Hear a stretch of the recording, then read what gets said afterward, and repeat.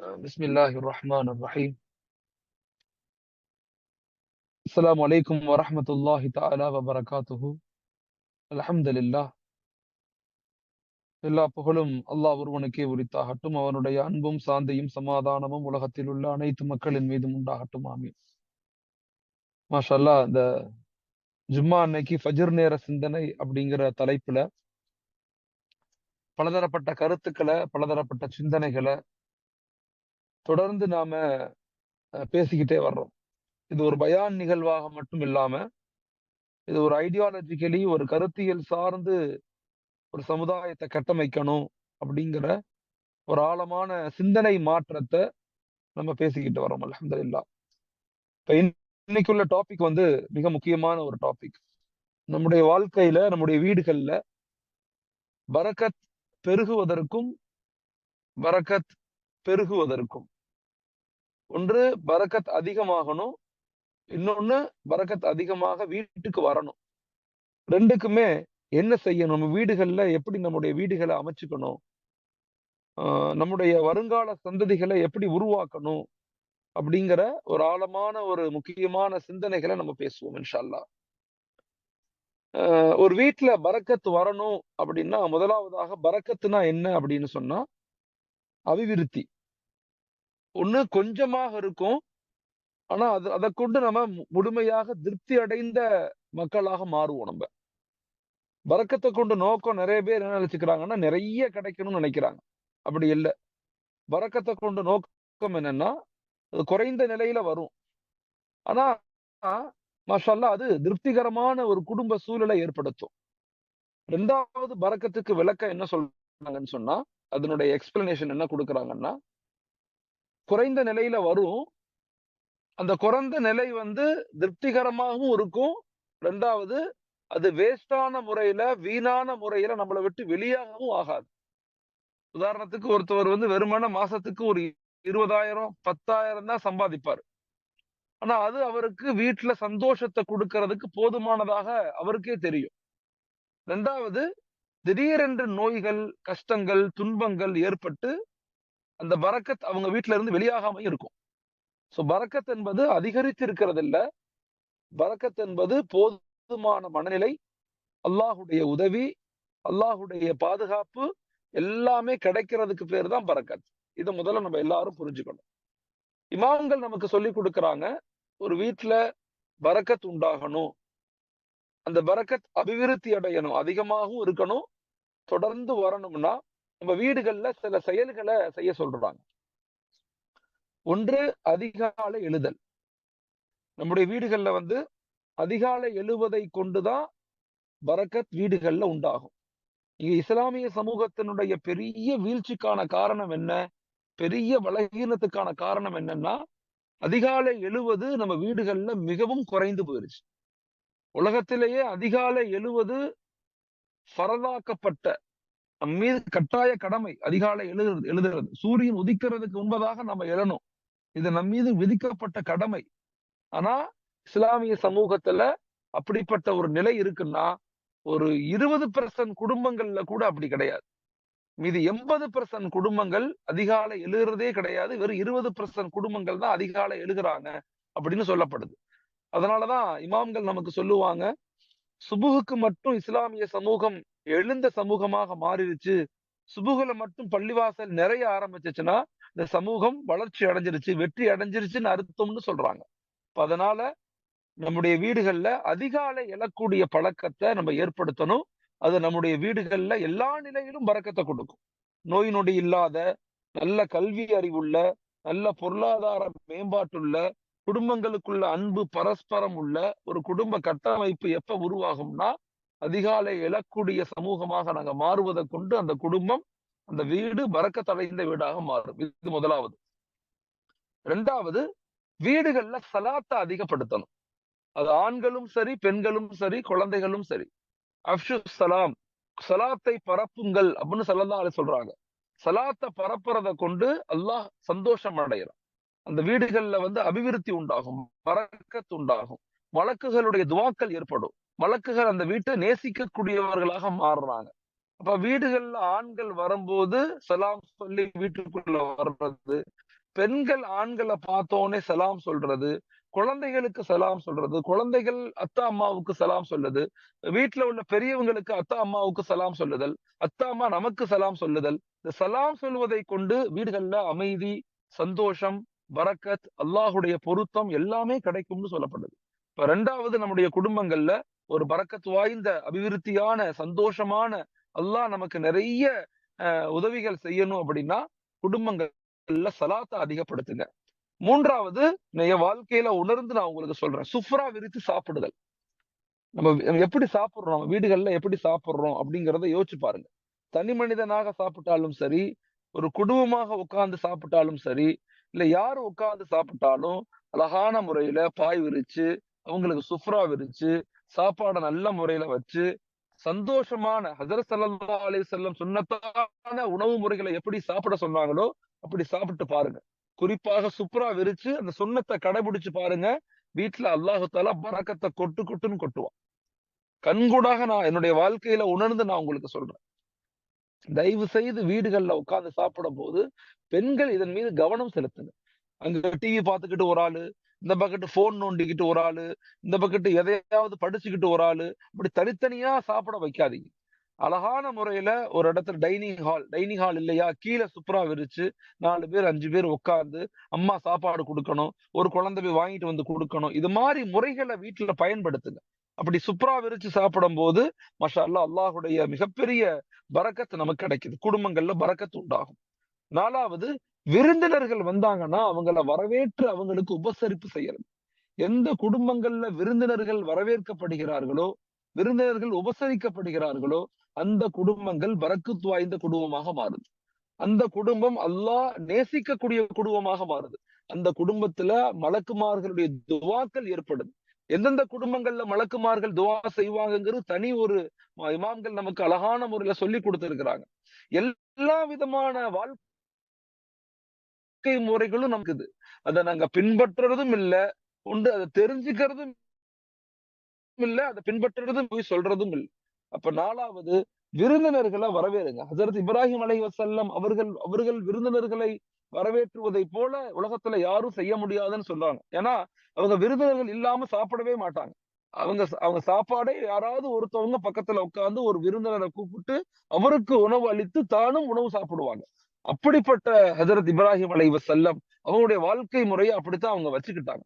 அதனால தயவு செய்து 4வது வீட்ல பரக்கத் வரணும் அப்படின்னா, விருந்தினர்கள் மீது ரொம்ப கவனம் செலுத்துங்க, கண்ணியப்படுத்துங்க, அவங்கள வரவேறுங்க. மனதார இப்ப இன்னைக்கெல்லாம் விருந்தினர்கள் வந்தாவே நம்ம மூஞ்சி சுருங்கிருது. நம்ம ஃபீல் பண்ண ஆரம்பிக்கிறோம். வந்துட்டாங்களா, இவங்களுக்கு சாப்பாடு செய்யணும், கஷ்டப்படணும், பால் ஆத்தி டீ போட்டு குடுக்கணும், சமைச்சு குடுக்கணும், இவ்வளவு செய்யணுமே அப்படிங்கிற ஒரு ஒரு விதமான மன அழுத்தம் நமக்கு ஏற்படுது. இன்றைய கால இளைஞர்கள், பெண்கள், குடும்பங்களுக்கு மத்தியில இப்படிப்பட்ட ஒரு மனநிலை இருக்குது. தயவு செய்து சந்தோஷமான முறையில எத்தன பேர் வந்தாலும் நான் சமைச்சு குடுப்பேன். அல்லாஹ் எனக்கு குடுப்பான். அப்படிங்கிற அந்த உணர்வுகளோடு இருக்கும்போது, அல்லாஹ் அந்த குடும்பத்த நேசிக்கிறான். அல்லாஹ் அந்த குடும்பத்துக்கு பரக்கத்துக்கள வாரி வாரி வழங்குறான். 5வது வீடுகள சுத்தமாக வைக்கணும். நிறைய இடங்கள்ல நான் வருத்தப்பட்டு சொல்றேன். பெண்கள் யாரும் சகோதரிகள் கோச்சுக் கொள்ளக் கூடாது. நம்முடைய குடும்பங்கள் மற்ற குடும்பங்களை பார்த்தோம்னா, நிறைய முஸ்லிம் குடும்பங்களுக்கு வீடு குடுக்கறது இல்ல. சென்னையில எல்லாம் நிறைய பேர் வீடு குடுக்கறது இல்ல. காரணம் என்னன்னா, வீட்ட கிளீனாவே வச்சுக்கிறது இல்ல. குறிப்பாக வீட்ல பரக்கத் வரணும் அப்படின்னு சொன்னா, நைட் நேரத்துல அந்த சாப்பிட்ட உணவு தட்டுகள, அங்க இருக்கக்கூடிய விஷயங்கள கழுவிட்டு படுக்கணும். அப்படி அப்படியே அந்த அந்த அந்த சிங்க்ல வந்து சாப்பாடு தட்டு கழுவாம அப்படியே கிடக்கும். அந்த மிச்சமான சோறு, மிச்சமான இது அப்படி அப்படியே அங்கங்க இருக்குது. இதெல்லாம் என்ன நடக்கும்? நான் பல குடும்பங்கள்ல சில நேரங்கள்ல பல உறவுகள் குடும்பங்கள் போம்போது நான் சமயக்கட்டுல போய் பார்ப்பேன். எங்க வீட்லலாம் அடிக்கடி நான் சமயக்கட்டுல போய் நைட்டு படுக்கும்போது நான் என் மனைவிய கூப்பிட்டு சொல்லுவேன், "இப்படி போடாத." அவங்க 5 மணி, 6 மணிக்கெல்லாம் கழுவி வச்சிரணும். கழுவி வச்சுட்டு தான் அவங்க என்ன செய்வாங்க, அடுத்த வேலைய பார்க்கணும். இப்படியெல்லாம் நம்ம வந்து அத வந்து அமைதியான முறையில அல்லாஹ்வுடைய உதவி நமக்கு வரணும்னா, வீடு சுத்தமா இருக்கணும். நல்ல நல்ல அழகான லைட் போடுங்க. லைட்ட போட்டு நல்ல ஒரு குடும்பத்துக்கு நான் போயிருந்தேன். எப்ப பார்த்தாலும் அந்த குடும்பத்துல நோய், பிரச்சனை, சண்டை, கணவன் மனைவி பிரச்சனை. அப்ப கவுன்சிலிங்காக என்னைய கூப்பிட்டுருந்தாங்க. பெரிய செல்வந்தர் வீடு தான் அது. அங்க போனா அந்த லைட் எரிய மாட்டேங்குது. அந்த சிங்க் அப்படி இருக்குது. அவங்களுடைய பெரிய செல்வம் நல்ல வியாபாரம் செய்றாங்க. ஆனா வீட்ல வந்து ஒரு ஒரு ஒரு பிரகாசம் இல்ல. ஒரு நூறு இல்ல. முதல்ல நான் சொன்னது உங்க வீட்டு நல்ல லைட் போடுங்க. நல்ல பிரகாசமான லைட் போடுங்க. ஹால்ல நல்ல ஒரு அழகான குரான வச்சு ரேகாலிய வச்சு குரான ஹால்ல வைங்க. அப்பப்ப என்ன செய்யுங்க, உங்க பெட்ட எல்லாம் மாத்துங்க. பெட்டுடைய துணிகள மாத்துங்க. சோஃபாவுடைய துணிகள மாத்துங்க. அப்படி வீடுகள சுத்தமாக வச்சிருக்கும்போது மலக்குமார்கள் வருவாங்க, துஆ செய்வாங்க. ஏழை எளிய மக்களுக்கு உதவி செய்யக்கூடிய தன்மை எல்லாமே ஏற்படும். அதனால வந்து வீடுகள என்ன செய்யணும் நம்ப? சரியான சுத்தமாக வச்சுக்கணும். 6வது வீடுகள்ல குர்ஆன் ஓதணும். குறிப்பாக மகரிப்புக்கு பிறகு சூரத்துல் வாக்கியா வந்து குழந்தைகள ஓத வைக்கணும். இப்ப என் வீட்லலாம் டெய்லி என் குழந்தைட்ட கேட்பேன். என் பிள்ளைங்கள்ட்ட கேட்பேன். "நீ சூரத்துல் வாக்கியா ஓதுனியா?" என் மனைவிட்ட கேட்பேன். எங்க இருந்தாலும் ஒரு கணவன் வந்து பெண்கள்ட்ட கேட்கணும். ஒரு பெண் வந்து ஆண்ட்ட கேட்கணும். "நீங்க ஓதுனீங்களா? எனக்கு துஆ செஞ்சீங்களா? தொழுதீங்களா?" இந்த அட்டென்ஷன் வந்து ரொம்ப முக்கியம். இந்த உலகத்துல ஷைத்தான் வந்து மனிதனை எப்படி வழிகெடுக்கிறான்னா, அட்டென்ஷன தான் உடைப்பான். அட்டென்ஷனா கவனப்படுத்துதல உடைச்சு விட்டுருவான். வேற மீதாவது கவனத்த குடுத்து அவன வேற எங்கேயாவது இழுத்துட்டு போயிருவான். அப்ப வீட்ல உள்ள ஆண்கள், பெண்கள், குழந்தைகளுக்கு வீட்ல உள்ள என்ன செய்யணும், நம்ம அட்டென்ஷன் குடுக்கணும். செஞ்சீங்களா? இத பண்ணீங்களா? நல்லா இருக்கும். துஆ செஞ்சீங்களா? வாக்கியா ஓதுனீங்களா? குர்ஆன் இப்படி கேட்கும்போது அன்பு அதிகரிக்கும். அது அதிகாரமா கேட்கக்கூடாது. அன்பா, பொலைட்டா, சிரிச்சுக்கொண்டே, நான் உங்களுக்கு துஆ செஞ்சேன். நீங்களும் துஆ செய்யுங்க. அப்படின்னு கேட்கும்போது யாரும் உண்மையா, நன்மைய சொல்வதில வெறுப்படைய மாட்டாங்க. நம்ம அதிகாரமா பேசும்போது மனிதர்கள் கொஞ்சம் ஃபீல் பண்ணுவாங்க. அப்படி பேசாம அன்பாக இத நம்ம பேசணும். குறிப்பாக வீடுகள்ல குர்ஆன் ஓதுறத முக்கியத்துவம் குடுக்கணும். 7வது உறவுகள பேணணும். ரத்த பந்தங்கள் மீது ரொம்ப பேணுதலா இருக்கணும். சில பேர் பார்த்தீங்கன்னா, பெரிய அமல் செய்வாங்க, நோன்பு வைப்பாங்க, ஜகாத் குடுப்பாங்க, தான தர்மங்கள் செய்வாங்க, தொழுவாங்க, எல்லாம் செய்வாங்க. ஆனா உறவுகள்ட்ட சண்டை போட்டுருவாங்க. அண்ணன் தம்பிட்ட சண்டை, அக்கா தங்கச்சிட்ட சண்டை. குறிப்பாக உறவுகள்ல வந்து ரத்த சொந்தத்துல பெண் ரத்த சொந்தத்தின் மீது ரொம்ப கவனமா இருக்கணும். பெண் ரத்த சொந்தம் மிக முக்கியமான ரத்த சொந்தம். அக்கா, தங்கச்சி அவங்க மீது ரொம்ப கவனமா இருக்கணும். அவங்களுக்கு சில சில இருக்கணும். அவங்களுக்கு சில பொருட்கள வாங்கி குடுக்கலாம். அவங்க வீடுகளுக்கு போறது, மகிழ்ச்சிகள குடுக்கிறது. அந்த உறவுகள பேணும்போது அல்லாஹ் தஆலா வறுமைகள இல்லாத குடும்பமாக நம்முடைய குடும்பம் மாத்துவான். திடீர் மரணங்கள், திடீர் மோசமான விளைவுகள், வியாபார நஷ்டங்கள்ல இருந்து அல்லாஹ் பாதுகாக்கிறாங்கன்னு சொல்லி இமாம்கள் நமக்கு சொல்லிக் குடுக்குறாங்க. அதனால உறவுகள வந்து ரொம்ப பேணி வாழணும். 8வது வீட்ல உள்ள பெரியவர்களுக்கு மதிப்பளித்தல். வீட்ல வயதான தாத்தா, பாட்டி இருக்கிறாங்க, தாதா, தாதி இருக்கிறாங்க, நன்னா, நன்னி இருக்கிறாங்க.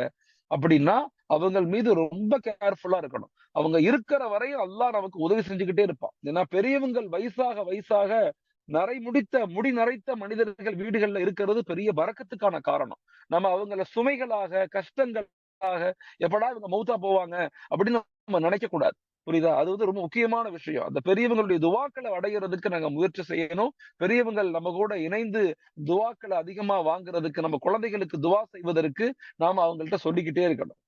அதனால 8வது பெரியவர்களை மதிக்கக்கூடிய குடும்பமாக நம்ம மாறும்போது, நம்முடைய குடும்பங்கள்ல பரக்கத்து, மகிழ்ச்சி, அமைதி, சந்தோஷம் எல்லாமே நிகழும். 9வது கணவன், மனைவி உறவு முறைகள்ல அன்பை வெளிப்படுத்துதல். அது ரொம்ப ரொம்ப முக்கியமான விஷயம். அல்லாஹ் தஆலா எந்த குடும்பத்த விரும்புவான்னா, எந்த குடும்பங்கள்ல அன்பு பகிரப்படுதோ, எந்த குடும்பங்கள்ல மன்னிக்கப்படுதோ, எந்த குடும்பங்கள்ல சந்தோஷத்த வெளிப்படுத்தப்படுதோ, எந்த குடும்பங்கள் இறைவனுக்கு நன்றி செலுத்துதலை அதிகப்படுத்துதோ, அந்த குடும்பத்தை அல்லாஹ் விரும்பக்கூடியவனாக இருக்கிறான். அந்த குடும்பங்கள்ல இருந்து அல்லாஹ் தலைவர்கள உருவாக்குறான். ஷரியத்தை, மார்க்கத்தை பாதுகாக்கக்கூடிய உலமாக்களை, ஆலிம்களை, சமூக ஆர்வலர்களை அல்லாஹ் உருவாக்குறான். எப்ப பார்த்தாலும் வீடுகள்ல சண்டை போடக்கூடாது. ஓகே. அந்த கணவன் வந்து வீட்டுக்கு வந்தா, என்னுடைய அமைதி இங்க இருக்குன்னு கணவன் நினைக்கணும். ஒரு ஆண் வந்து எப்படா வீட்டுக்கு போக்கூடாது, வீட்டுக்கே நான் போக்கூடாது, என் மனைவி, என் குழந்தைகள் என்ன பாடா படுத்துறாங்க அப்படின்னு ஒரு ஆண் நினைச்சிடக்கூடாது. அதே மாரி வீட்ல உள்ள மனைவி, குழந்தைகள் எப்படா இந்த கணவன் வருவார்ன்னு எதிர்பார்க்கணுமே தவிர, இந்த மனுஷன் வந்துடவே கூடாது. வந்துட்டா நம்மள பாடா படுத்தி சாவடிச்சுருவான். அத குடு, இத குடு, அத பண்ணு, இத பண்ணு நம்மள கஷ்டப்படுத்திருவான். அப்படின்னு ஒரு மனைவியும், குழந்தைகள் நினைச்சிடக்கூடாது. அந்த குடும்பங்கள்ல எதிர்பார்ப்புகள் இருக்கணும். எங்க அத்தா எப்ப வருவாங்க? என் கணவர் எப்ப என்னைய பார்க்க வருவார்?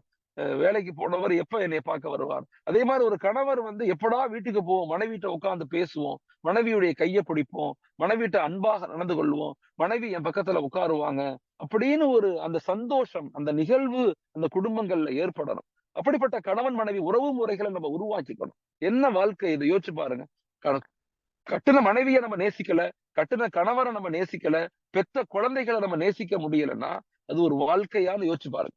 அத தாண்டி குடும்பத்த தாண்டி என்ன நம்ம சாதிக்க போறோம்? என்ன சம்பாரிச்சு என்ன செய்ய போறோம்? என்ன வெளியே பார்த்தா சில பேத்துக்கு 100 நண்பர்கள் இருப்பாங்க. வெளியே பார்த்தா அவர் அப்படிப்பட்ட நபரா இருப்பாரு. வீட்டுக்கு வந்தா யாருமே மதிக்க மாட்டாங்க. வீட்டுக்கு வந்தா அவர் மீது அன்பு செலுத்தக்கூடியவங்க யாரும் இருக்கிறாங்க. அவருக்கு வலிச்சா அவர் ஏன் வலிக்குது? தலை வலிக்குதுன்னா ஏன் தலை வலிக்குதுன்னு கேட்கறதுக்கு மனைவி இருக்க மாட்டாங்க. இப்படி கேட்கவும் கேட்காத மனைவியாக அவங்க இருப்பாங்க. இல்ல வீட்ல மனைவி கஷ்டப்படுவாங்க, சிரமத்துக்கு உள்ளாக்க இருப்பாங்க. ஒரு கணவன் வந்து என்னம்மா ஆச்சு? நான் உனக்கு சப்போர்ட் பண்ணட்டுமா? நான் உனக்கு ஹெல்ப் பண்ணட்டுமா? நான் உனக்கு சாப்பாடு செஞ்சு தரட்டுமா? உனக்கு ஏதாவது வாங்கி தரட்டுமா? அப்படின்னு கேட்கக்கூடிய கணவனுடைய வார்த்தைகள் இல்லாத பல மனைவிகள் இருக்கிறாங்க. அப்படியெல்லாம் வாழ்ந்துடக்கூடாது. எல்லா நிலையிலும் விட்டு கொடுத்து, கட்டுப்பட்டு, அன்பு செலுத்தி, மன்னிச்சு, அரவணைச்சு வாழக்கூடிய கணவன் மனைவி வீடுகள் இருக்குதே, அந்த வீடுகளை அல்லாஹ் நேசிக்கிறான். அந்த வீடுகளை அல்லாஹ் அதிகமான பரக்கத் கொடுக்கிறான். அந்த வீடுகள்ல அல்லாஹ் வந்து மலக்குமார்களுடைய துவாக்கள் அதிகமாக இருக்குன்னு இமாம்கள் நமக்கு சொல்லிக் கொடுக்கிறாங்க. இறுதியாக இந்த 10வதாக ஒரு வீட்ல பரக்கத் ஏற்படணும்னா வீடுகள்ல நஃபிலான வணக்கங்கள் செய்யணும். நஃபிலான வணக்கங்கள். ஆண்களும் சரி, பெண்களும் சரி. ஆண்கள் வந்து வீடுகள்ல நஃபிலான வணக்கங்கள தொழுகணும், குர்ஆன் ஓதணும், திக்ருகள் செய்யணும். அ குழந்தைகளுக்கு நேரம் கொடுக்கணும். நஃபிலான வணக்கம்னா, வணக்கம்னு சொன்னா நம்ம என்ன நினைக்கிறோம்? அல்லாஹ்வுக்கு செய்யற இபாதத் மட்டும் தொழுக, நோன்புன்னு நினைக்கிறோம். இல்ல நஃபிலான வணக்கம் என்னன்னா, மனைவிக்கு ஊட்டு விடுவதும் நஃபிலான வணக்கம். குழந்தைகளுக்கு ஊட்டி விடுவதல் நஃபிலான வணக்கம். குழந்தைகளுக்கு முத்தம் கொடுக்குதல், அவங்கள்ட்ட அன்பாக நடந்து கொள்ளுதல், அவங்களோட சேர்ந்து விளையாடுதல், மனைவியோடு சேர்ந்து விளையாடுதல், மனைவி கணவனோடு விளையாடுறது, இது எல்லாமே நஃபிலான வணக்கங்கள். ஸல்லல்லாஹு அலைஹி வஸல்லம் தன்னுடைய மனைவியோடு மிக சந்தோஷமாக வாழ்ந்திருக்கிறாங்க. ஒண்ணா சேர்ந்து குளிப்பாங்க. மனைவியும் கணவரும் சேர்ந்து ஒன்றாக சேர்ந்து குளிப்பாங்க. எல்லா நிலையிலையுமே மனைவிக்கு ஊட்டி விடுறது, மனைவி கணவருக்கு ஊட்டி விடுறது. இப்படி நஃபிலான வணக்கம்னா வெறுமனே தொழுகை, நோன்பு மட்டுமல்ல. இது எல்லாமே இதெல்லாம் இதெல்லாம் அல்லாஹ்வுக்காக நம்ம செய்யறோமோ, அது எல்லாமே நஃபிலான வணக்கங்கள் தான். இந்த 10 விஷயங்களையும் நம்முடைய வாழ்க்கையில நம்ம அமல் செய்யும்போது, நம்ம செயல்படுத்தும்போது, நம்முடைய குடும்பங்கள்ல அல்லாஹ்வுடைய மிகப்பெரிய அபிவிருத்தி, பரக்கத், அவனுடைய ஹிதாயத், அவனுடைய நசீபு, நோய் நொடி இல்லாத வாழ்க்கை, திடீர் மரணங்கள்ல இருந்து அல்லாஹ் பாதுகாக்குதல், வியாபார நஷ்டங்கள், இப்படி எல்லா நிலையிலும் அல்லாஹ் மனிதனை பாதுகாக்கிறான். இது எல்லாத்துக்கும் இஸ்லாத்துல வழிமுறைகள் இருக்குது. இஸ்லாத்துல, ஷரியத்துல, மார்க்கத்துல அழகான முறைகள் சொல்லிக் கொடுக்கப்படுது. ஆனா எதையுமே நாங்க பின்பற்றாத சமூகமாக, எதையும் பின்பற்றாத குடும்பங்களாக, எதையும் பின்பற்றாத மனிதர்களாக நாங்க மாறுறதுனாலதான் மன அழுத்தம், அனெக்சிட்டி, கோபம், வெறுப்பு, பிரச்சனை, எல்லா விதமான நோய்களும், மனநோய், உடல் நோய் எல்லாத்துக்கும் நம்ம வந்து பாதிக்கப்பட்ட சமூகமாக மாறுறோம். அதுல இருந்து நம்முடைய குடும்பத்தை, நம்முடைய வருங்கால சந்ததிகளை, நம்முடைய சமூகத்தை, நம்முடைய எல்லா மக்களையும் பாதுகாக்கிறதுக்கு இதை நம்ம சில விஷயங்களை கற்றுக்கொள்ளணும், அதை வாழ்க்கையில அமல் செய்யணும், அதை மக்கள்கிட்ட கொண்டு போய் சேர்க்கணும். அப்படிப்பட்ட மக்களாக அல்லாஹ் தஆலா என்னையும் உங்களையும் ஆக்கி அருள்வானாக. ஆமீன். அஸ்ஸலாமு அலைக்கும் வரஹ்மத்துல்லாஹி தஆலா வபரகாத்துஹு.